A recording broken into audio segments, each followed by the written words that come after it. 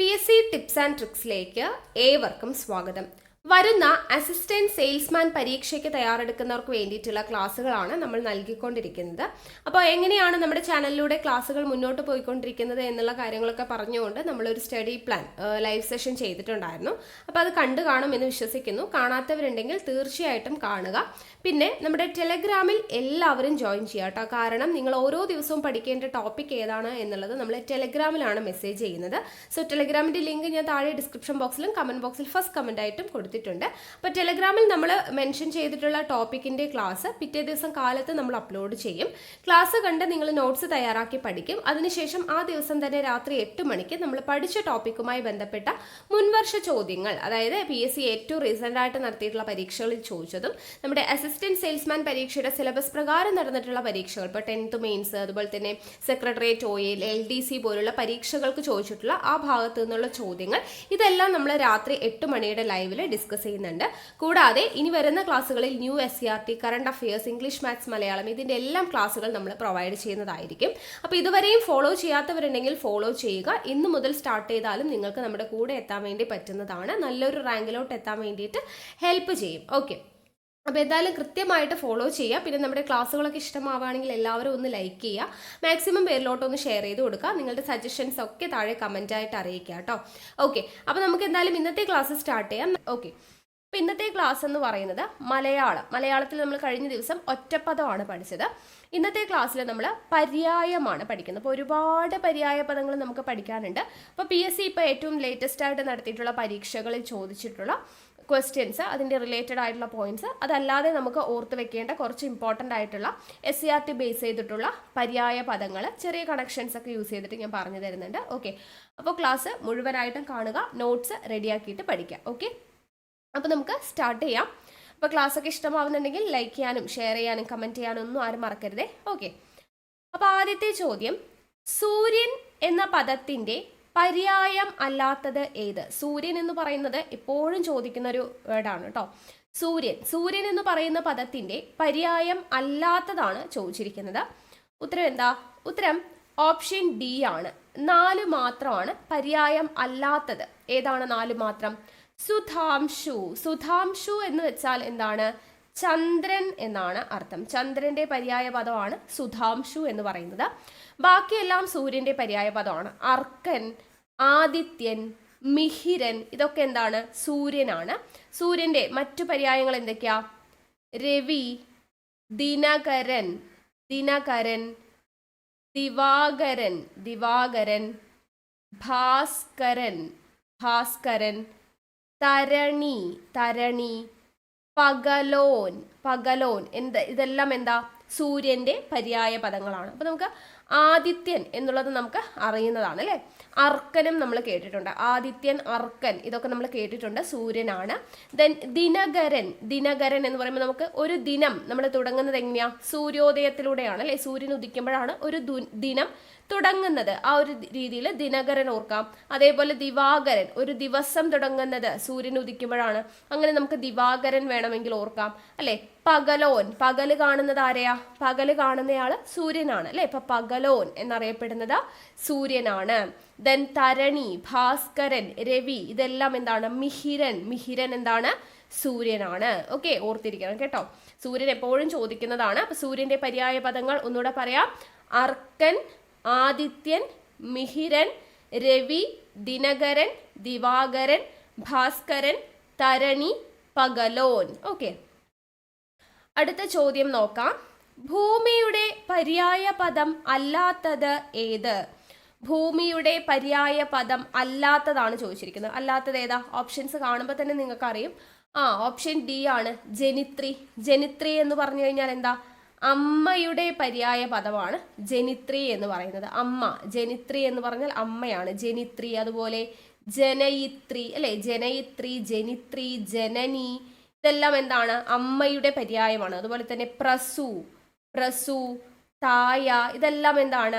അമ്മയുടെ പര്യായമാണ്. ജനിത്രി, ജനയിത്രി, ജനനി, പ്രസു, തായ. അപ്പൊ ഇതൊക്കെ നമുക്ക് ഓർത്തിരിക്കാൻ എളുപ്പമാണ് അല്ലെ. ജനിത്രി, ജനിപ്പിക്കുന്നവൾ എന്നുള്ള രീതിയിലൊക്കെ നമുക്ക് ജനിത്രിയും ജനനിയും എല്ലാം നമുക്ക് ഓർക്കാം.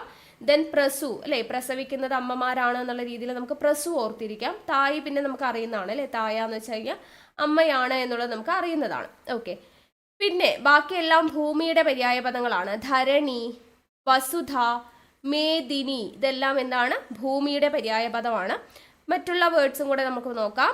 ധരിത്രി, ധരിത്രി എന്ന് പറഞ്ഞാൽ ഭൂമിയാണ്. ക്ഷോണി, ക്ഷോണി എന്ന് പറഞ്ഞാൽ ഭൂമിയാണ്. പാര്, പാര് എന്ന് പറഞ്ഞാൽ ഭൂമിയാണ്. അചല, അചല എന്ന് പറഞ്ഞാലും ഭൂമിയാണ് കേട്ടോ. അപ്പൊ ഏതൊക്കെയാ ഭൂമിയുടെ പര്യായം? ധരണി, ധരിത്രി, ധരണി, ധരിത്രി, വസുധ, മേദിനി, ക്ഷോണി, പാര്, അജല ഇതെല്ലാം എന്താണ്, ഭൂമിയുടെ പര്യായ പദങ്ങളാണ്.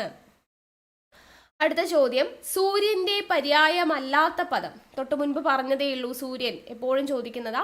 സൂര്യന്റെ പര്യായമല്ലാത്തത് ഓപ്ഷൻ ഡി ആണ്, സൂപവർണി. സൂപവർണി എന്ന് പറഞ്ഞു കഴിഞ്ഞാൽ കാട്ടുപയറ് എന്നാണ് അർത്ഥം. സൂപവർണി കാട്ടുപയറ് എന്നാണ് അർത്ഥം. സൂര്യന്റെ പര്യായം അല്ലാത്തതാണ് ചോദിച്ചിരിക്കുന്നത്. അപ്പൊ ബ്രധ്നൻ, ഹരിതശ്വൻ, വികർത്തനൻ ഇതൊക്കെ എന്താണ്, സൂര്യന്റെ പര്യായ പദമാണ്. അപ്പൊ നമ്മൾ നേരത്തെ പഠിച്ചതിന്റെ കൂട്ടത്തിൽ ഇതും കൂടെ ചേർത്ത് പഠിക്കുക. ബ്രധ്നൻ, ഹരിതശ്വൻ, വികർത്തനൻ എന്ന പേരിലൊക്കെ അറിയപ്പെടുന്നത് സൂര്യനാണ്, സൂര്യൻ. ഓക്കെ, അടുത്ത ചോദ്യം, ഭൂമി എന്ന അർത്ഥം വരുന്ന പദം ഏത്? ഭൂമി എന്ന അർത്ഥം വരുന്ന പദം. അപ്പൊ ഇതും നമ്മൾ നേരത്തെ കണ്ടു അല്ലെ, ഭൂമിയും വീണ്ടും റിപ്പീറ്റ് ആയിട്ട് ചോദിക്കുന്നതാണ്. അപ്പൊ ഭൂമിയുടെ അർത്ഥം വരുന്ന പദമാണ് ചോദിച്ചിരിക്കുന്നത്. ഉത്തരം ഓപ്ഷൻ എ ആണ്, ഇള. ഇള എന്ന് പറയുന്നതാണ് ഭൂമിയുടെ അർത്ഥം വരുന്നത്. ഭൂമി എന്ന അർത്ഥം വരുന്ന പദം ഏതാണ്? ഇള എന്നതാണ് കേട്ടോ, ഇള. അപ്പൊ നമ്മൾ നേരത്തെ പഠിച്ച വേർഡ്സിന്റെ കൂടെ ഇതും കൂടെ ചേർത്ത് വെക്കാം. ഇനി നിഹാരം എന്താ? നിഹാരം എന്ന് പറഞ്ഞാൽ മഞ്ഞ് എന്നാണ് അർത്ഥം. മഞ്ഞ്, നിഹാരം എന്ന് പറഞ്ഞാൽ മഞ്ഞ്. രത്നാകരം എന്ന് പറഞ്ഞു കഴിഞ്ഞാൽ സമുദ്രം എന്നൊരു അർത്ഥമുണ്ട്. അതല്ലാതെ നമ്മൾ ഖനി എന്നൊക്കെ പറയില്ലേ, ആ ഒരു അർത്ഥമുണ്ട്. രത്നാകരം സമുദ്രം അല്ലെങ്കിൽ ഖനി. ദെൻ ഉഡു, ഉഡു എന്ന് വെച്ചാൽ എന്താ അർത്ഥം? നക്ഷത്രം അല്ലെങ്കിൽ താരം. നക്ഷത്രം, താരം എന്നുള്ളതൊക്കെയാണ് ഉഡു എന്നത് കേട്ടോ. ഉഡു എന്ന് പറഞ്ഞാൽ നക്ഷത്രം, താരം, താരകം എന്നൊക്കെ പറയില്ലേ, അതൊക്കെ പര്യായങ്ങളാണ്. അപ്പൊ നക്ഷത്രത്തിന്റെ പര്യായ പദമാണ് ഉഡു, ഉഡു എന്ന് പറയുന്നത്. മഞ്ഞിന്റെ പര്യായമാണ് നിഹാരം. സമുദ്രത്തിന്റെ പര്യായമാണ് രത്നാകരം. ഇള എന്ന് പറയുന്നത് എന്തിൻ്റെയാ? ഭൂമിയുടെ പര്യായം. ഇള എന്ന് പറയുന്നത് ഭൂമിയുടെ പര്യായമാണ്. മഞ്ഞിന്റെ പര്യായമാണ് നിഹാരം. ദെൻ നക്ഷത്രത്തിന്റെ ഉഡു. സമുദ്രത്തിന്റെ പര്യായമാണ് രത്നാകരം, രത്നാകരം. അടുത്ത ചോദ്യം, കാട്. കാടിന്റെ പര്യായ ശബ്ദം കണ്ടെത്തുക. കാടിന്റെ പര്യായ ശബ്ദം ഓപ്ഷൻ എ ആണ്, അടവി. അടവി എന്ന് പറഞ്ഞാൽ എന്താണ്? കാടാണ്, കാട്. അപ്പോൾ കാടിന്റെ പര്യായ പദങ്ങൾ എന്തൊക്കെയാണ്? കാടിന്റെ പര്യായ പദങ്ങൾ ഒന്ന് നമ്മൾ പറഞ്ഞു, അടവി എന്ന് പറഞ്ഞാൽ കാടാണ്. അതുപോലെ ആരണ്യം, ആരണ്യം എന്ന് പറഞ്ഞാൽ കാടാണ്. കാനനം, കാനനം കാടാണ്. വിപിനം, വിപിനം കാടാണ്. കാന്താരം, കാന്താരം കാട്. ഓക്കെ, അപ്പൊ അടവി, ആരണ്യം, കാനനം, വിപിനം, കാന്താരം ഇതെല്ലാം കാടിന്റെ പര്യായ പദങ്ങളാണ്. അപ്പൊ ബാക്കിയുള്ള ഓപ്ഷൻസ് ഒക്കെ എന്താണ്? കന്ധരം. കന്ധരം എന്ന് വെച്ചാൽ കഴുത്ത്, കഴുത്തിന്റെ പര്യായ പദമാണ് കന്ധരം എന്ന് പറയുന്നത് കേട്ടോ. കന്ധരം കഴുത്തിന്റെ പര്യായ പദമാണ് കന്ധരം എന്ന് പറയുന്നത്. വാബി, വാബി എന്ന് വെച്ചാൽ പൊയ്ക എന്നതാണ് അർത്ഥം. പൊയ്ക, പൊയ്ക. ദെൻ പാദപം, പാദപം എന്ന് വെച്ചാൽ വൃക്ഷം, വൃക്ഷത്തിന്റെ പര്യായ പദമാണ്. അപ്പൊ ഇതിൽ ഈ കഴുത്തിന്റെ പര്യായവും വൃക്ഷത്തിന്റെ പര്യായവും എപ്പോഴും ചോദിക്കുന്നതാണ്. കഴുത്തിന്റെ പര്യായമാണ് കന്ധരം എന്ന് പറഞ്ഞു. മറ്റ് വേർഡുകൾ എന്തൊക്കെയാ? കണ്ഠം, കണ്ഠം എന്ന് പറഞ്ഞാൽ കഴുത്താണ്. ഗളം എന്ന് പറഞ്ഞാൽ കഴുത്താണ്. ഗ്രീവ എന്ന് പറഞ്ഞാൽ കഴുത്താണ്, ഗ്രീവയാണ്. ഗ്രീവ എന്ന് പറഞ്ഞാൽ കഴുത്താണ്. ശിരോധി എന്ന് പറഞ്ഞാൽ കഴുത്താണ്. ശിരോധി, ശിരോധി കഴുത്താണ്. ഓക്കെ, അപ്പൊ ഇത് ജസ്റ്റ് ഇങ്ങനെ ഓർക്കാം. നമുക്ക് കണ്ഠം എന്ന് പറയുമ്പോൾ നമുക്കറിയാം നീലകണ്ഠൻ എന്ന് പറയില്ലേ, നമ്മൾ നീല കളറോട് കൂടിയ അല്ലെ, നീല കഴുത്തോട് കൂടിയവനാണ് നീലകണ്ഠൻ.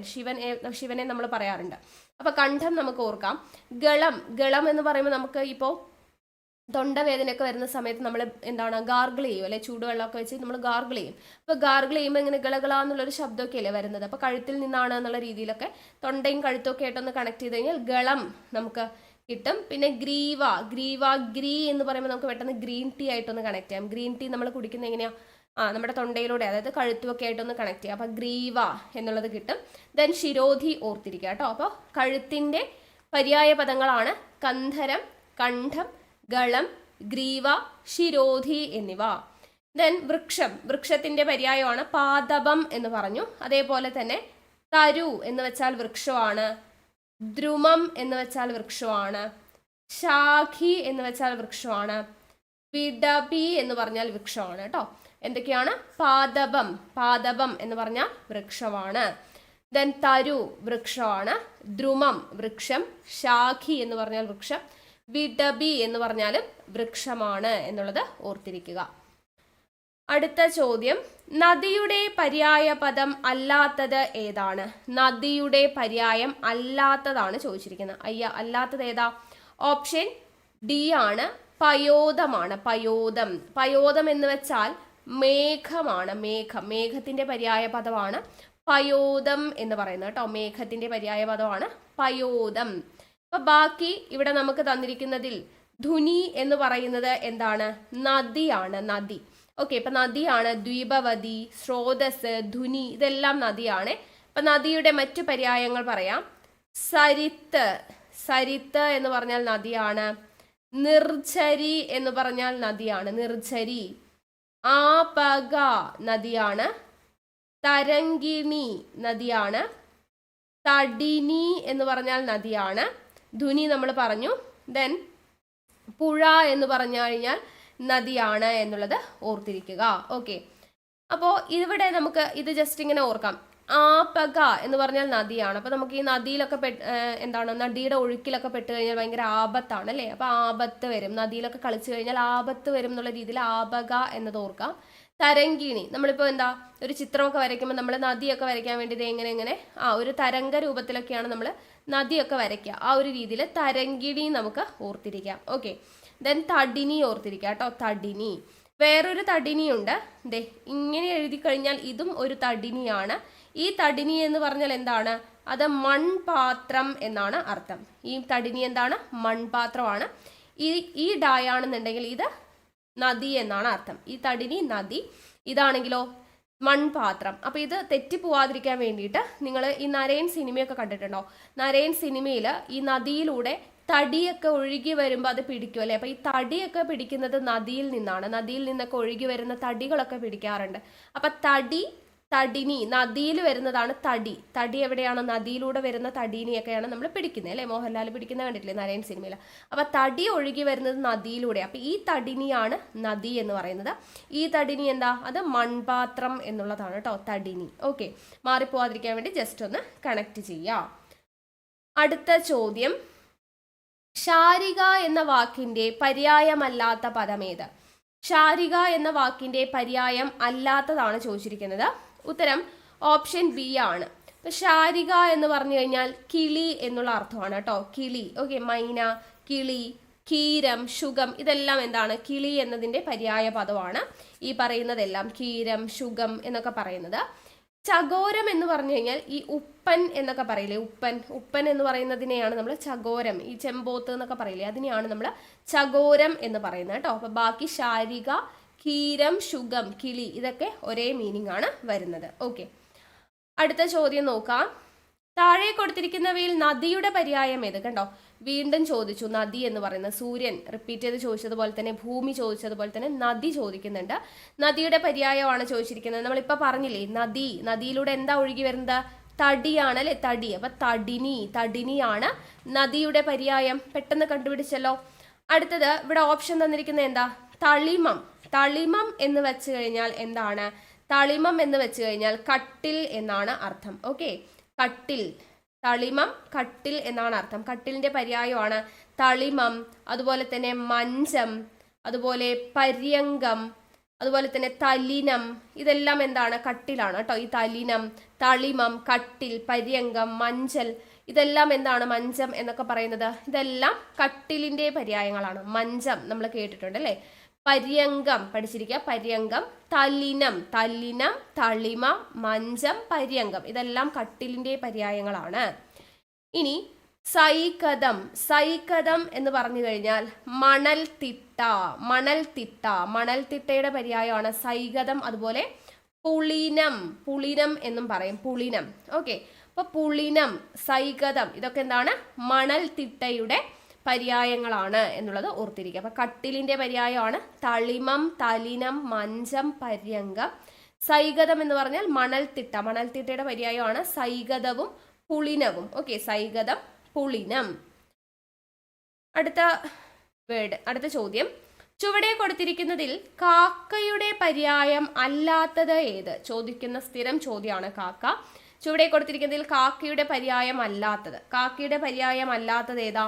ഓപ്ഷൻ ഡി ആണ്, വിശ്വകേതു. വിശ്വകേതു എന്ന് പറഞ്ഞു കഴിഞ്ഞാൽ അനിരുദ്ധൻ എന്ന് പറയുന്ന ഒരു പേര് കേട്ടിട്ടുണ്ടോ? അനിരുദ്ധൻ എന്ന് പറയുന്ന പേരിന്റെ അർത്ഥമാണ് വിശ്വകേതു.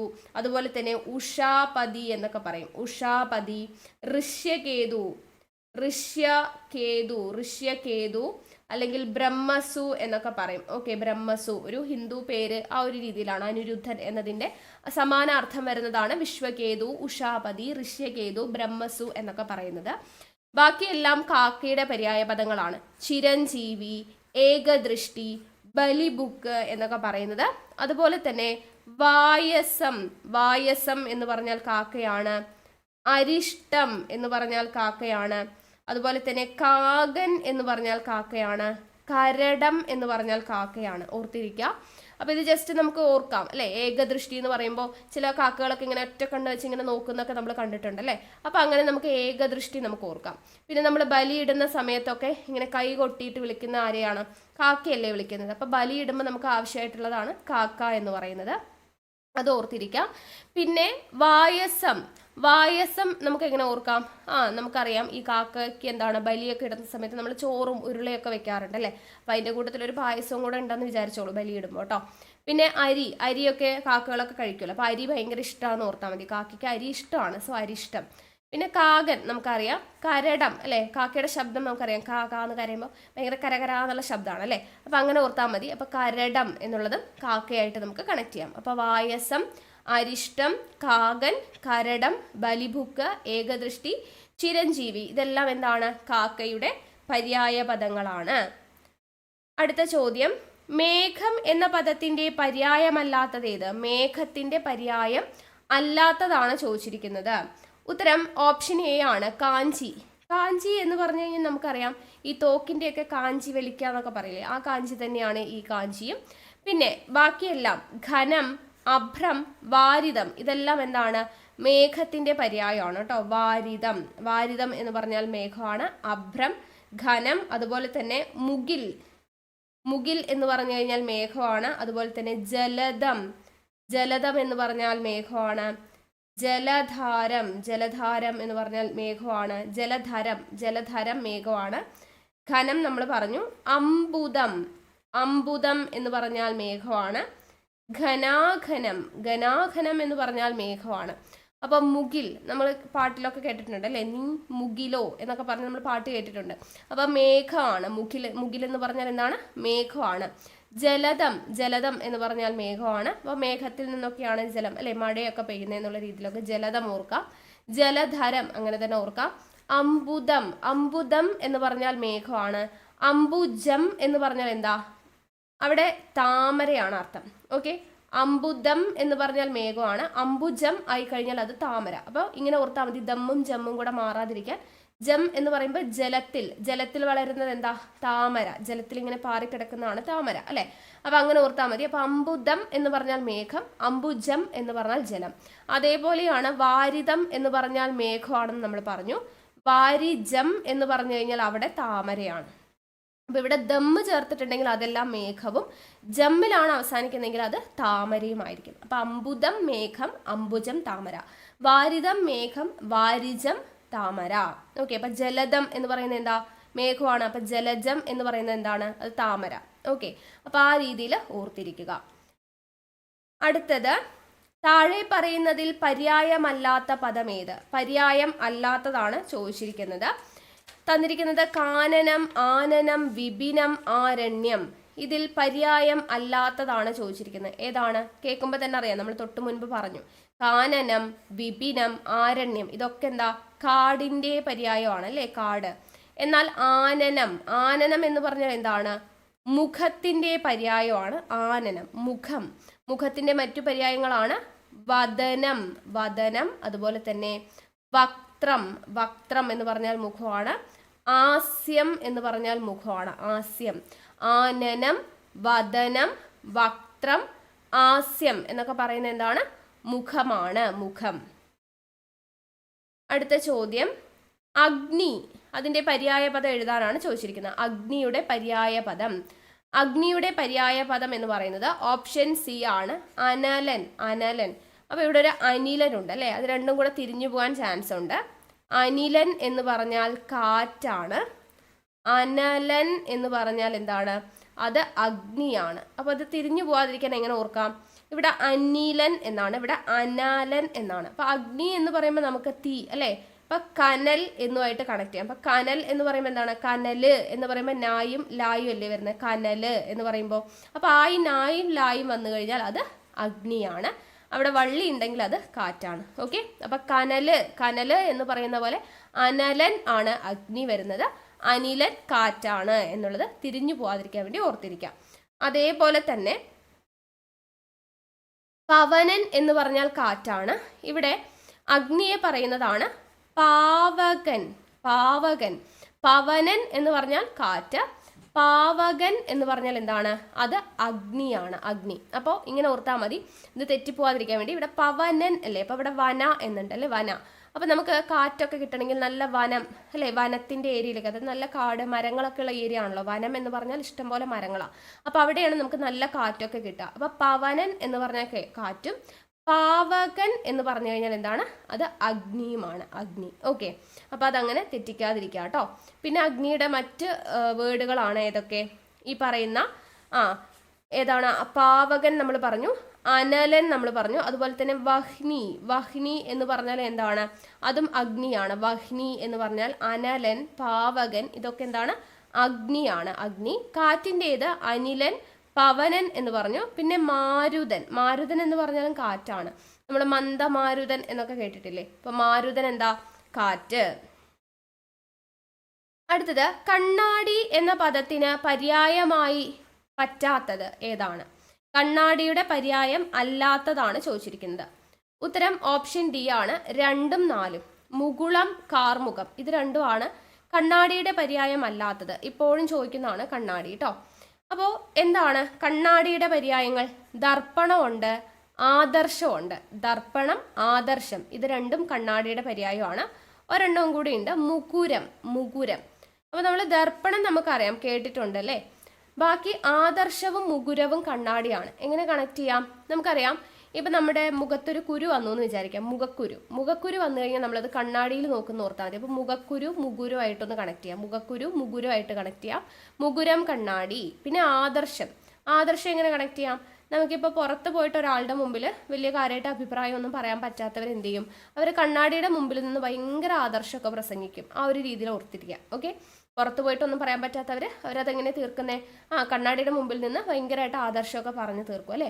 അപ്പോൾ ആദർശം പറയുന്നത് കണ്ണാടിയുടെ മുമ്പിലാണെന്നും മുഖക്കുരു വന്നു കഴിഞ്ഞാൽ നോക്കുന്നത് കണ്ണാടിയിലോ ആണെന്നുള്ളത് ഓർത്ത് കഴിഞ്ഞാൽ ആദർശം മുകുരം നമുക്ക് കിട്ടും. ദർപ്പണം ഓൾറെഡി അറിയാവുന്നതാണ്. അപ്പോൾ കണ്ണാടിയുടെ പര്യായം പഠിച്ചില്ലേ. ഇനി ബാക്കി മുകുളം. മുകുളം എന്ന് പറഞ്ഞു കഴിഞ്ഞാൽ ആത്മാവ് എന്നൊരു അർത്ഥമുണ്ട്. അതല്ലാതെ വിടരാനായിട്ട് നിൽക്കുന്ന പൂമൊട്ടുണ്ടല്ലോ, വിടർന്നു തുടങ്ങിയ പൂമൊട്ടിന് നമ്മൾ മുകുളം എന്നൊക്കെ പറയാറുണ്ട്. അല്ലാതെ ആത്മാവ് എന്നൊരു അർത്ഥമുണ്ട്. കാർമുഖം, കാർമുഖം എന്ന് പറഞ്ഞു കഴിഞ്ഞാൽ വലിയ വേപ്പ്, മുള എന്നുള്ള അർത്ഥമുണ്ട്. അതുപോലെ തന്നെ എന്താണ്, മഴവില്ല് എന്നുള്ള അർത്ഥമൊക്കെ ഉണ്ട് കേട്ടോ. വലിയ വേപ്പ്, മഴവില്ല് എന്ന അർത്ഥമൊക്കെ വരുന്ന വാക്കാണ് കാർമുഖം എന്ന് പറയുന്നത്. അടുത്ത ചോദ്യം, ചുവടെ ചേർത്തിട്ടുള്ളവയിൽ കണ്ണാടി എന്ന പദത്തിന്റെ പര്യായമല്ലാത്തത്. കണ്ണാടിയുടെ പര്യായം അല്ലാത്തതാണ് നമ്മളിപ്പോൾ പഠിച്ചതേ ഉള്ളൂ അല്ലേ. ആദർശം പറയുന്നത് കണ്ണാടിയുടെ മുമ്പിലാ, മുകുരം മുഖക്കുരു നോക്കുന്ന കണ്ണാടിയിലാണെന്നൊക്കെ പറഞ്ഞു. ദെൻ ദർപ്പണം നമ്മൾ പറഞ്ഞു. അപ്പോൾ ബാക്കി ഏതാ ഇല്ലാത്തത്, കർപ്പരം. കർപ്പരം എന്ന് പറഞ്ഞു കഴിഞ്ഞാൽ തലയോട് അതുപോലെ തന്നെ കപാലം എന്നൊക്കെയാണ് അർത്ഥം. ഓക്കെ, കർപ്പരം തലയോടിൻ്റെ പര്യായമാണ് കർപ്പരം, കപാലം എന്നൊക്കെ പറയുന്നത്. അപ്പോൾ ഇത് ജസ്റ്റ് ഒന്ന് ഓർക്കാൻ വേണ്ടി ഇങ്ങനെ ഓർത്തോളൂ. കർപ്പരം എന്നല്ലേ കൊടുത്തിരിക്കുന്നത്. അപ്പം കർ എന്ന് പറയുമ്പോൾ നമുക്ക് പെട്ടെന്ന് കാറുമായിട്ടൊന്ന് കണക്ട് ചെയ്യാം. അപ്പം കാറ് ഏതെങ്കിലും പാലത്തിലൊക്കെ പോയിട്ട് ഇടിച്ചു കഴിഞ്ഞാൽ നമ്മുടെ തലയോട് പോകും എന്ന് ഓർത്താൽ മതി. ഓക്കെ, കാറ് പാലത്തിലൊക്കെ പോയി ഇടിച്ചു കഴിഞ്ഞാൽ നമ്മുടെ തലയോട് പോകും. അപ്പം കർപ്പരം, കപാലം, തലയോട്, അങ്ങനെ ഓർത്ത് വെച്ചാൽ മതി. ഓക്കെ, അടുത്തത് തവള എന്ന പദത്തിന്റെ പര്യായ പദം കണ്ടെത്തി എഴുതുക. തവള, തവളയുടെ പര്യായ പദം എന്ന് പറയുന്നത് ഏതാണ്? യെസ്, ഉത്തരം ഓപ്ഷൻ ഡി ആണ്. ദർധുരം ആണ് കേട്ടോ. ദർധുരം, ദർധുരം എന്ന് പറഞ്ഞാൽ തവളയാണ്. തവളയുടെ മറ്റു പര്യായങ്ങളാണ് മണ്ടൂകം, മണ്ടൂകം എന്ന് പറഞ്ഞാൽ തവളയാണ്. ഭേഗം, ഭേഗം എന്ന് പറഞ്ഞാൽ തവളയാണ്. അതുപോലെ തന്നെ ഹരി, ഹരി, ഇത് നമ്മൾ കേട്ടിട്ടുണ്ട് അല്ലേ? കൂപമണ്ടൂകം, കിണറ്റിലെ തവള, കൂപമണ്ടൂകം എന്നൊക്കെ നമ്മൾ കേട്ടിട്ടുണ്ട്. അപ്പോൾ ആ മണ്ടൂകം നമുക്കറിയാം തവളയാണെന്ന്. ഹരി നമുക്ക് ഓർക്കാം. ഹരി എന്ന് വെച്ചാൽ എന്താണ്? ഹരിതം, പച്ച. അപ്പോൾ പച്ചത്തവള എന്നൊക്കെ നമ്മൾ പറയത്തില്ലേ, ആ ഒരു രീതിയിൽ ഹരി തവളയായിട്ടൊന്ന് കണക്ട് ചെയ്യാം. പിന്നെ ഭേഗം, പേക്കോം പേക്കോം എന്നൊക്കെയാണ് കരയ തവള അല്ലേ? പേക്കോം പേക്കോം എന്നൊക്കെ കരയും എന്നുള്ള രീതിയിൽ ഭേഗം ആയിട്ടൊന്ന് കണക്ട് ചെയ്യാം കേട്ടോ. ഓക്കെ, അപ്പോൾ നമ്മൾ തവളയുടെ പര്യായങ്ങൾ പഠിച്ചു. ഇനി ഇവിടെ തന്നിട്ടുള്ള ബാക്കിയുള്ള ഓപ്ഷൻസ് എന്തൊക്കെയാണ്? ഗർദ്ധഭം, ഗർദ്ധഭം എന്ന് പറഞ്ഞാൽ കഴുതയാണ് കേട്ടോ. കഴുത, ഗർദ്ധഭം എന്ന് പറഞ്ഞാൽ എന്താണ്? കഴുതയാണ്, കഴുത, കഴുത. ദെൻ വാരണം, വാരണം എന്ന് വെച്ചാൽ എന്താണ്? വാരണം ആനയാണ് കേട്ടോ. ആനയുടെ പര്യായമാണ് വാരണം എന്ന് പറയുന്നത്. അപ്പോൾ ജസ്റ്റ് ഇങ്ങനെ ഓർത്താൽ മതി. ഈ ആനയൊക്കെ എന്താണ്, നമ്മൾ കഴിക്കുന്ന പോലെയാണോ? അല്ല, അതിൻ്റെ തുമ്പിക്കൈ കൊണ്ട് എത്ര വേണേലും ഇങ്ങനെ വാരിയെടുക്കുക അല്ലേ? ചോറ് ഉരുളയാണെങ്കിലും എന്താണ്, ഒരു കൊല പഴമാണെങ്കിലും വലിയ വട്ടയൊക്കെ ആണെങ്കിലും ഇങ്ങനെ വാരിയെടുക്കാൻ പറ്റുന്നതാണ് ആനയുടെ തുമ്പിക്കൈയൊക്കെ. അപ്പം അങ്ങനെ ഓർത്താൽ മതി. വാരണം ആന, ഗർദഭം കഴുത. പിന്നെ കമഠം, കമഠം എന്ന് പറഞ്ഞാൽ എന്താ? ആമയാണ്, ആമ. അപ്പം ഇങ്ങനെ ഓർത്താൽ മതി. ഈ ആമ എന്ന് പറയുമ്പോൾ നമുക്കറിയാം ഒരു ചട്ടി കമഴ്ത്തി വെച്ചതുപോലെയാണ് ഇരിക്കുക അല്ലേ? അപ്പം ഇങ്ങനെ കമഴ്ത്തി വെച്ച പോലെ ഇരിക്കുന്ന സാധനമാണ് ആമ. അങ്ങനെ ഓർത്താൽ മതി. കമഠം, കമഠം എന്ന് പറഞ്ഞാൽ ആമയാണ് എന്നത് ഓർത്തിരിക്കാം. ഓക്കെ, അടുത്തത് കുറുക്കൻ്റെ പര്യായ പദം അല്ലാത്തത്. കുറുക്കൻ്റെ പര്യായ പദം അല്ലാത്തത് ഓപ്ഷൻ ഡി ആണ്. കാണ്ഡനാണ്, കാണ്ഡൻ. കാണ്ഡൻ എന്ന് വെച്ചാൽ നിന്ദ്യൻ എന്നാണ് അർത്ഥം. നിന്ദ്യൻ, നിന്ദ്യൻ എന്ന് പറയുന്ന അർത്ഥം വരുന്നതാണ് കാണ്ഡൻ എന്ന് പറയുന്നത്. ബാക്കി ജംബുകൻ, ഊളം, ജംബുകം, ഊളൻ, കുറുനരി, ഇതൊക്കെ എന്താണ്? കുറുക്കൻ്റെ പര്യായമാണ്. ഇതൊക്കെ SCRT ബേസ്ഡ് ആണ് ചോദിച്ചിട്ടുള്ളത്. അപ്പോൾ കുറുക്കൻ്റെ ബാക്കിയുള്ള പര്യായങ്ങളും കൂടെ പറയാം. ഗോമായു, ഗോമായു എന്ന് പറഞ്ഞാൽ കുറുക്കനാണ്. അതുപോലെ ശൃഗാലം, ശൃഗാലം എന്ന് പറഞ്ഞാൽ കുറുക്കനാണ്. ക്രോഷ്ടാവ്, ക്രോഷ്ടാവ് എന്ന് പറഞ്ഞാൽ കുറുക്കനാണ്. ഫേരവം എന്ന് പറഞ്ഞാൽ കുറുക്കനാണ്. ഫേരു എന്ന് പറഞ്ഞാൽ കുറുക്കനാണ്. അപ്പോൾ ഇത് നമുക്ക് ഇങ്ങനെ ഓർക്കാൻ വേണ്ടിയിട്ട് കുറുക്കൻ്റെ പര്യായമാണ് ജംബുകം. ജംബുകം നമുക്ക് എല്ലാവർക്കും അറിയുന്നതായിരിക്കും. ഇനി അറിയാത്തവരുണ്ടെങ്കിൽ ഇങ്ങനെ ഓർക്കാം. നമ്മൾ പറയില്ലേ കിട്ടാത്ത മുന്തിരി പുളിക്കും എന്നൊക്കെ പറയാറുണ്ട് അല്ലേ? അപ്പോൾ കിട്ടാത്ത മുന്തിരിക്ക് വേണ്ടി ഇങ്ങനെ ജമ്പ് ചെയ്ത് ചാടി ചാടി ഇങ്ങനെ മുന്തിരി കടിക്കാനായിട്ട് നോക്കുന്ന ഒരു കുറുക്കൻ്റെ ചിത്രമൊക്കെ നമ്മൾ പണ്ട് ബാലരമയിലും അല്ലാതെ എന്താണ് പുസ്തകത്തിലൊക്കെ കണ്ടിട്ടുണ്ട് അല്ലേ? അപ്പോൾ ഇങ്ങനെ ജമ്പ് ചെയ്ത് മുന്തിരിയൊക്കെ കടിച്ചെടുക്കാൻ നോക്കുന്ന കുറുക്കനെ ഓർക്കാം. അപ്പോൾ ജമ്പ് ചെയ്ത് ജംബുകം ഓർക്കാം. പിന്നെ ഊളൻ, ഊളൻ എന്ന് പറയുന്ന പേര് വരുന്നത് തന്നെ നമുക്കറിയാം കുറുക്കൻ ഇങ്ങനെ ഊളിയിടും അല്ലേ? എന്ന് പറഞ്ഞിട്ട് ഊളിയിടും അല്ലേ? രാത്രി കാലങ്ങളിലൊക്കെ കുറുക്കൻ കിടന്ന് ഇങ്ങനെ ഊളിയിടും. അപ്പോൾ ഊളിയിടുന്നത് കൊണ്ടാണ് അതിനെ ഊളൻ എന്ന് പറയുന്നത് കേട്ടോ. പിന്നെ കുറുനരി നമുക്ക് എല്ലാവർക്കും അറിയുന്നതാണ്. പിന്നെ ഗോമായു, ഇപ്പം നമ്മൾ പറഞ്ഞു ജമ്പ് ചെയ്ത് മുന്തിരിയൊക്കെ കടിച്ച് തിന്നാൻ വേണ്ടി നോക്കുന്ന കുറുക്കൻ. അത് കിട്ടാണ്ടാവുമ്പോൾ അത് എന്ത് ചെയ്യും? അത് അല്ലേ? പോകും അല്ലേ? കുറേ ചാടി മതിയാവുമ്പോൾ ആൾ പോകും. ഇപ്പം ജമ്പ് ചെയ്ത് മതിയാവുമ്പോൾ പോകുന്ന കുറുക്കനെ ഓർത്താൽ മതി. അപ്പോൾ ഗോമായു, ജംബുകം, അതൊക്കെ എന്താണ്? കുറുക്കനാണ്. പിന്നെ ശൃഗാലം, ശൃഗാലം എന്ന് പറയുന്നത് എന്താണ്? കുറുക്കനാണ്. അപ്പോൾ കുറുക്കൻ നമുക്കറിയാം എന്താണ്, കുറച്ച് കുബുദ്ധിയൊക്കെ ഉള്ള ആളാണ് അല്ലേ? കുബുദ്ധിയൊക്കെ ഉള്ളതാണ്. അപ്പോൾ ആരെങ്കിലുമൊക്കെ വന്നു കഴിഞ്ഞാൽ അവരോട് ഭയങ്കരമായിട്ട് ശൃംഗരിച്ച് സംസാരിക്കും അല്ലേ? ശൃഗാലം, ശൃംഗരിച്ച് സംസാരിക്കുക എന്നൊക്കെ ഓർത്ത് വെച്ചാൽ മതി. ഓക്കെ, കുറുക്കൻ മറ്റുള്ളവരോട് ഭയങ്കര സാമർത്ഥ്യത്തോടു കൂടി കുറച്ച് കുബുദ്ധിയുള്ള ആളല്ലേ? അപ്പോൾ ശൃംഗരിച്ച് സംസാരിക്കും എന്നുള്ള രീതിയിൽ ശൃഗാലം എന്നോർക്കുക. പിന്നെ ക്രോഷ്ടാവ്, ക്രോഷ്ടാവ് എന്ന് പറയുന്നത് കുറുക്കനാണ് കേട്ടോ. ക്രോഷ്ടാവ് കുറുക്കനാണ്. പിന്നെ ഫേരവം, ഫേരു എന്നുള്ളതിൽ നിന്നും കുറുക്കൻ കുറച്ചൊരു ഭീരു ആണെന്ന് ഓർത്താൽ മതി. ഭേരു ഒക്കെ ആയിട്ടൊന്ന് കണക്ട് ചെയ്യാം കേട്ടോ. ഓക്കെ, അപ്പോൾ ഇതെല്ലാം കുറുക്കൻ്റെ പര്യായമാണ്. ജംബുകം, ഊളൻ, കുറുനരി, ഗോമായു, ശൃഗാലം, ക്രോഷ്ടാവ്, ഫേരവം, ഫേരു, ഇതൊക്കെ എന്താ? കുറുക്കനാണ്, കുറുക്കൻ. ഓക്കെ, അപ്പോൾ ഇത്രയുമാണ് ഞാനിവിടെ ക്വസ്റ്റ്യൻസ് ആയിട്ട് എടുത്തിട്ടുള്ളത്. ഇനി നമുക്ക് PSC പരീക്ഷകളിൽ സ്ഥിരമായിട്ട് ചോദിക്കുന്ന കുറച്ച് പര്യായ പദങ്ങൾ നോക്കാം. ഓക്കെ, ഇമ്പോർട്ടൻ്റ് ആണ്. ആദ്യം ആന, ഇതൊക്കെ SCRT ബേസ് ചെയ്തിട്ടുള്ളതാണ് ഞാൻ എടുത്തിട്ടുള്ളത്, കാരണം ഇപ്പോൾ SCRTയിൽ നിന്നും ഒരുപാട് ചോദിക്കാറുണ്ട്. അപ്പോൾ ആനയുടെ പര്യായ പദങ്ങൾ: 1 ദന്തി, ദന്തി. 2 ഹസ്തി, ഹസ്തി. 3 ഗജം. 4 വാരണം, ദെൻ കരി. അപ്പോൾ ഈ പേരുകളൊക്കെ നമുക്ക് ഓർത്ത് വയ്ക്കാൻ ഈസിയാണ്, കാരണം ആനയുടെ നിറം എന്താ? കറുപ്പ്. അപ്പോൾ കറുപ്പ് നിറം വെച്ചിട്ട് നമുക്ക് കരി ഓർക്കാം. ദെൻ നമ്മൾ നേരത്തെ പറഞ്ഞു ആനയുടെ തുമ്പിക്കൈ കൊണ്ട് എത്ര വേണമെങ്കിലും ഇങ്ങനെ വാരി എടുക്കാൻ പറ്റും, അപ്പോൾ വാരണം. പിന്നെ ഗജം നമുക്ക് ഓൾറെഡി അറിയുന്നതാ. ഹസ്തി, ഹസ്തി എന്ന് പറയുമ്പോൾ നമുക്ക് ഹസ്തം, ആനയുടെ തുമ്പിക്കൈയും ഒക്കെ ആയിട്ടൊന്ന് കണക്ട് ചെയ്താൽ മതി.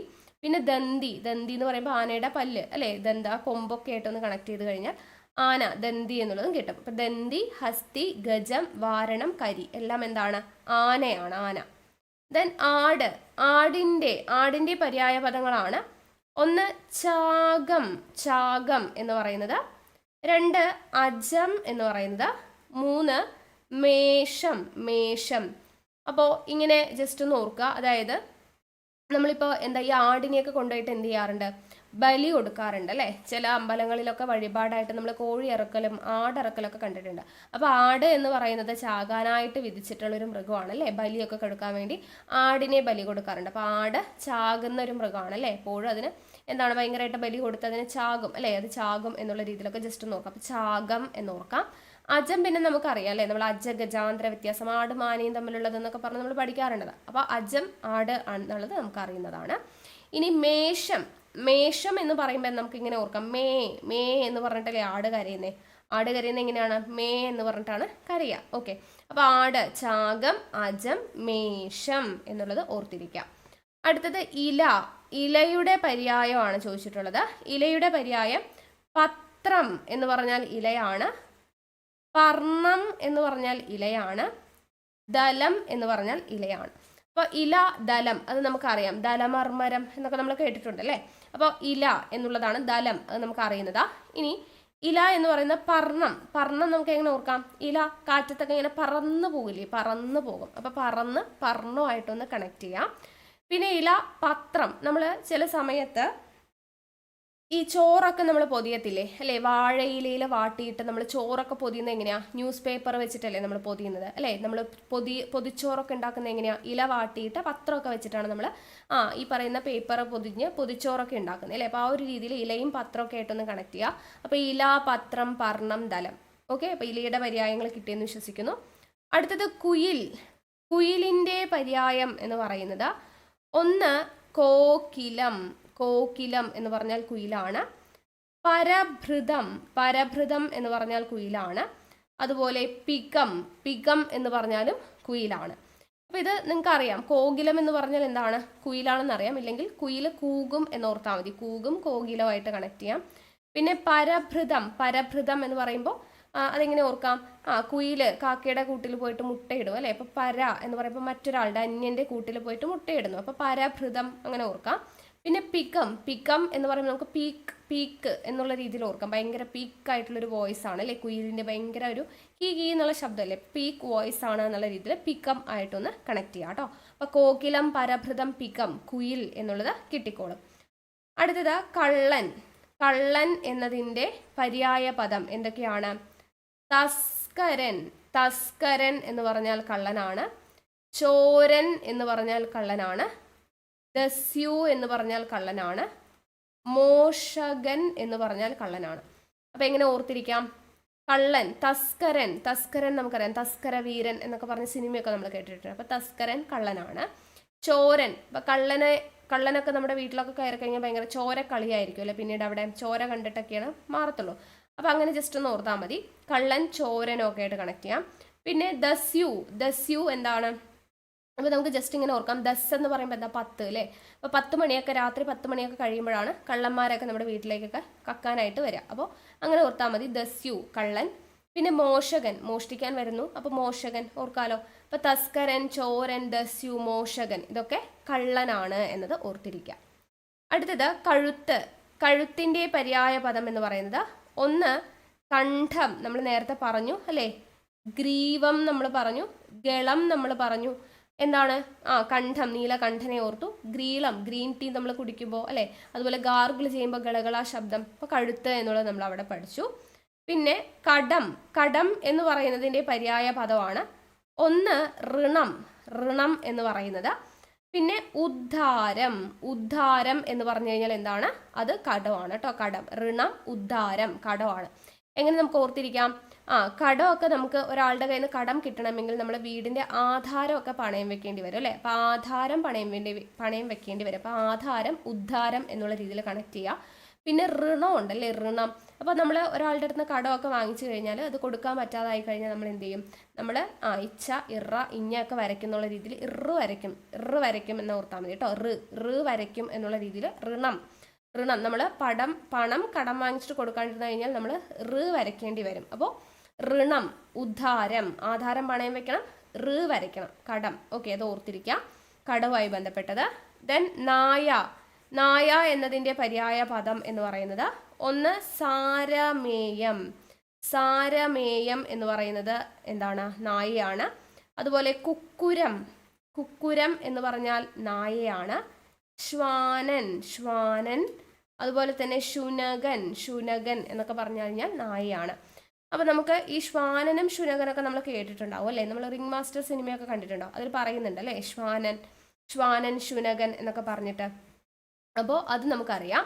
പിന്നെ സാരമേയം കുക്കുരം, കുക്കുരത്തില് കുരയ്ക്കുന്നത് ആരാ? നായയാണ്. അപ്പം അങ്ങനെ നമുക്ക് കുക്കുരം ഓർത്തിരിക്കാം. സാരമേയം എങ്ങനെ ഓർക്കാം? നായയൊക്കെ കടിച്ചു കഴിഞ്ഞാൽ നമുക്ക് സാരമായ പരിക്കേൽക്കും അല്ലേ? നമ്മുടെ ശരീരത്തിന് മെയ്യിൽ ഭയങ്കര സാരമായ പരിക്കേൽക്കും. അപ്പം സാരമേയം, കുക്കുരം, ശ്വാനൻ, ശുനകനൊക്കെ നായയാണെന്ന് ഓർത്തിരിക്കുക. അടുത്തത് പന്നി, പന്നിയുടെ പര്യായ പദങ്ങളാണ്. ഒന്ന് വരാഹം, വരാഹം എന്ന് പറയുന്നത്.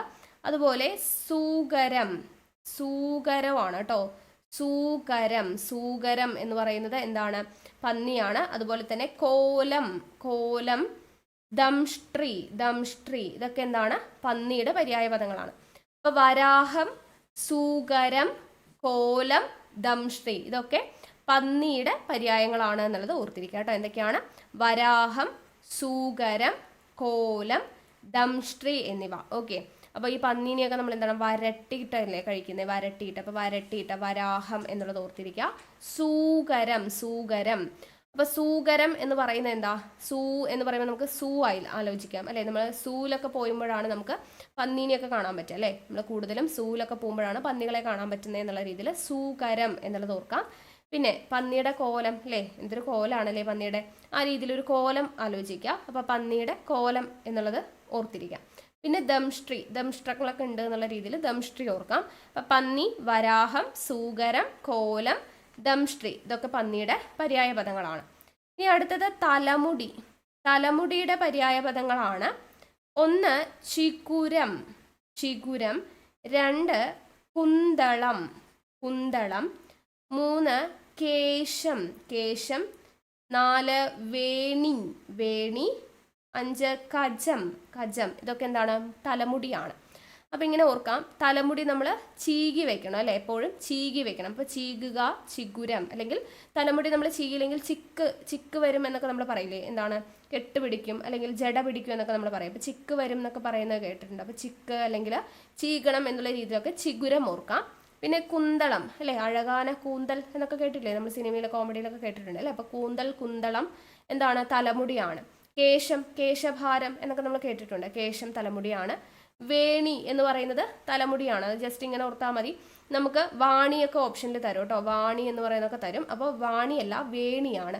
വേണി എന്ന് പറഞ്ഞാൽ എന്താണ്? തലമുടി. എങ്ങനെ ഓർക്കാം? നമുക്ക് എല്ലാവർക്കും തലമുടി വേണം എന്നാണല്ലോ ആഗ്രഹം. അപ്പം വേണി ആണ് തലമുടി വേണം എന്നായിരിക്കും ആഗ്രഹം. വാണിയല്ല, വേണം. തലമുടി വേണം എന്നല്ലേ വിചാരിക്കും. അപ്പം വേണി. അടുത്തത് കജം എന്ന് പറഞ്ഞാൽ എന്താണ്? തലമുടിയാണ്. കജം എന്ന് പറയുന്നത് തലമുടിയാണ്. ഓക്കെ, അടുത്തത് മാംസം എന്നതിൻ്റെ പര്യായം എന്ന് പറയുന്നത് ഒന്ന് പിശിതം, അതുപോലെ തന്നെ പലലം.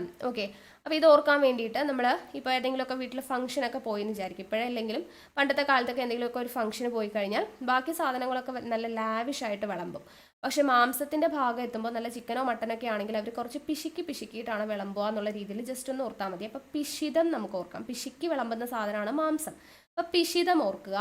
പിന്നെ ഈ എന്താണ് മാംസമൊക്കെ നമ്മൾ വീട്ടിലൊക്കെ നേരാക്കുന്നത് എങ്ങനെയാണ്, മുറിക്കുന്നത് എങ്ങനെയാണ്, ഒരു പലകയിൽ വെച്ചിട്ടൊക്കെയാണ് അല്ലേ, ഒരു പലകയിൽ വെച്ച് കൊത്തി മുറിക്കുകയാണ് ചെയ്യുക. അപ്പോൾ പലലം നമുക്ക് ഓർക്കാം, പലക, പലലം, പലലം, പിഷിതം ഒക്കെ നമുക്ക് ഓർക്കാം. ഓക്കെ, പിഷിക്ക് വിളമ്പുന്ന ഒരു സാധനമാണ് മാംസം, പലകയിൽ വെച്ചിട്ടാണ് മുറിക്കുന്നത്. അപ്പോൾ പലലം എന്നുള്ള രീതിയിലൊക്കെ ഓർത്തിരിക്കാം. അടുത്തത് ചന്ദ്രൻ. ചന്ദ്രൻ എന്നതിൻ്റെ പര്യായ പദങ്ങൾ എന്തൊക്കെയാണ്? തിങ്കൾ, തിങ്കൾ, പനിമതി, പനിമതി, ശശി, ശശാങ്കൻ, ദെൻ സോമൻ, സോമൻ. ഇതൊക്കെ എന്താണ്? ചന്ദ്രന്റെ പര്യായങ്ങളാണ്. അപ്പൊ ഇതെങ്ങനെ ഓർക്കാം? ചന്ദ്രൻ, തിങ്കൾ. തിങ്കൾ എല്ലാവർക്കും അറിയാം, ചന്ദ്രനാണ് എന്നുള്ളത് നമുക്ക് അറിയുന്നതാണ് അല്ലേ. അപ്പൊ തിങ്കൾ എന്ന് പറഞ്ഞാൽ ചന്ദ്രനാണെന്ന് അറിയാം. അപ്പൊ തിങ്കൾ കിട്ടി. ഇനി അപ്പൊ ബാക്കിയുള്ളത് കിട്ടണം. അപ്പോൾ ഇങ്ങനെ ജസ്റ്റ് ഇങ്ങനെ ആലോചിച്ചോളൂ. ഇപ്പോൾ നമ്മൾ വീട്ടിൽ പഠിക്കുന്ന സമയത്ത് കുട്ടികളൊക്കെ എന്ത് ചെയ്യും? ശനിയും ഞായറും സ്കൂളിൽ ലീവാണ് അല്ലേ. അപ്പോൾ ശനിയും ഞായറും കഴിഞ്ഞ് തിങ്കളാഴ്ച വരുമ്പോൾ ഭയങ്കര മടിയായിരിക്കും. 2 ദിവസം വീട്ടിലിരുന്നിട്ട് പിന്നെ തിങ്കളാഴ്ച പോകാനായിട്ട് കുറച്ച് മടിയാണ്. അപ്പോൾ അവർ പറയും എനിക്കിന്ന് പനിയാണ്, ഞാൻ പോകുന്നില്ല എന്ന് പറയും അല്ലേ. അപ്പോൾ എനിക്കിന്ന് പനിയൊന്ന് വന്നാൽ മതിയായിരുന്നു എന്നൊക്കെ പറഞ്ഞിട്ട് ഇങ്ങനെ ആലോചിക്കും. അപ്പോൾ പനി വരണം, പനി മതിയായിരുന്നു, പോകണ്ടാലോ അങ്ങനെ വിചാരിച്ചിരിക്കും. പക്ഷേ അമ്മമാരെന്ത് ചെയ്യും? നിർബന്ധിച്ച് പോകാൻ വേണ്ടി പറയും. അപ്പോൾ അവരുടെ പ്ലാനൊന്നും നടക്കില്ല. അവർ ശശിയാകും, ശശാങ്കനാവും, സോമനാവും. അങ്ങനെ ജസ്റ്റ് ഒന്ന് ഓർത്താൽ മതി കേട്ടോ. അപ്പോൾ ചന്ദ്രൻ, തിങ്കൾ, പനിമതി, ശശി, ശശാങ്കൻ, സോമൻ. ഓക്കെ, ഇതെല്ലാം ചന്ദ്രന്റെ പര്യായ പദങ്ങളാണ്. ഇനി അടുത്തത് ഭാര്യ. ഭാര്യയുടെ പര്യായ പദങ്ങളാണ് പത്നി, പത്നി, അതുപോലെ തന്നെ ജായ, ജായ എന്ന് പറഞ്ഞാൽ ഭാര്യയാണ്. അതുപോലെ തന്നെ ദയിത, ദയിത എന്ന് പറഞ്ഞാൽ ഭാര്യയാണ്. വല്ലഭ എന്ന് പറഞ്ഞാൽ ഭാര്യയാണ് കേട്ടോ. ജായ, ദയിത, വല്ലഭ. അപ്പം ഇങ്ങനെ ഓർക്കാം, പത്നി എല്ലാവർക്കും അറിയുന്നതാ ഭാര്യയാണെന്നുള്ളത്. ജായ ഭാര്യമാരുടെ ഡ്യൂട്ടി ആണല്ലോ, കാലത്തണീറ്റ് എല്ലാവർക്കും ചായ ഇട്ട് കൊടുക്കുന്നത്. അപ്പം ചായ ജായിയായിട്ട് കണക്ട് ചെയ്യാം. പിന്നെ ദയിത ഭയങ്കര ദയുള്ള അല്ലേ, ഭാര്യമാരെന്ന് പറയുമ്പോൾ ഭയങ്കര സഹനശക്തിയുള്ളവർ, ദയുള്ളവരാണെന്നൊക്കെ അല്ലേ പറയുന്നത്. അപ്പം ദയുള്ളവളാണ് ഭാര്യ. പിന്നെ വല്ലഭ സകലകലാ വല്ലഭയായിരിക്കും അല്ലേ, കുക്കിംഗ് അറിയും, പുറത്ത് ജോലിക്ക് പോകും, മക്കളുടെ കാര്യം നോക്കും, വീട്ടുകാരുടെ കാര്യം നോക്കും. അപ്പോൾ സകലകലാ വല്ലഭയാണെന്നൊക്കെ നമ്മൾ പറയും ഭാര്യമാരെ. അപ്പം വല്ലഭ, ദയിത, ജായ, പത്നി ഇതൊക്കെ എന്താണ്? ഭാര്യയുടെ പര്യായ പദങ്ങളാണ്. ഓക്കെ അല്ലേ. അപ്പോൾ ഇത്രയും വേർഡ്സ് ആണ് നമ്മൾ ഇന്ന് നോക്കുന്നത്. പര്യായ പദങ്ങൾ ഇവിടം കൊണ്ട് തീരുന്നില്ല, ഇനിയും ഒരുപാടുണ്ട്. അപ്പോൾ ഞാനിവിടെ ഏറ്റവും പ്രധാനപ്പെട്ട കുറച്ച് ക്വസ്റ്റ്യൻസും ഇമ്പോർട്ടൻ്റ് ആയിട്ടുള്ള SCERTയിൽ ചോദിച്ചിട്ടുള്ള SCERTയുടെ ഭാഗത്തുനിന്ന് ക്വസ്റ്റ്യൻസ് വന്നിട്ടുള്ള കുറച്ച് പര്യായ പദങ്ങളുമാണ് പറഞ്ഞു തന്നത്. ഇനി അങ്ങോട്ട് പോകെ നമ്മുടെ ഓരോ ടോപ്പിക്ക് കംപ്ലീറ്റ് ചെയ്തതിന് ശേഷം വീണ്ടും നമ്മൾ പ്രീവിയസ് ക്വസ്റ്റ്യൻസ് വെച്ചിട്ടും അല്ലാതെയും കോഡിലൂടെയൊക്കെ കൂടുതൽ വേർഡ്സ് പഠിക്കും കേട്ടോ. അപ്പോൾ നമുക്ക് കൂടുതൽ ക്ലാസ് എടുക്കാം. ഓക്കെ, അപ്പോൾ ഇത്രയും വേർഡ്സ് എങ്കിലും ഇപ്പോൾ നിങ്ങൾ തൽക്കാലം പഠിച്ചു വെച്ചേക്കാം. അപ്പോൾ നമുക്ക് വീണ്ടും അടുത്ത ക്ലാസ്സുമായിട്ട് കാണാം. നമ്മുടെ കോഡും കണക്ഷനൊക്കെ നിങ്ങൾക്ക് കിട്ടുന്നുണ്ടോ എന്നുള്ള കാര്യം താഴെ ഒന്ന് കമൻറ്റ് ചെയ്യുക. Okay, yes. അപ്പോൾ നമുക്ക് വീണ്ടും അടുത്ത ക്ലാസ്സിൽ കാണാം. താങ്ക്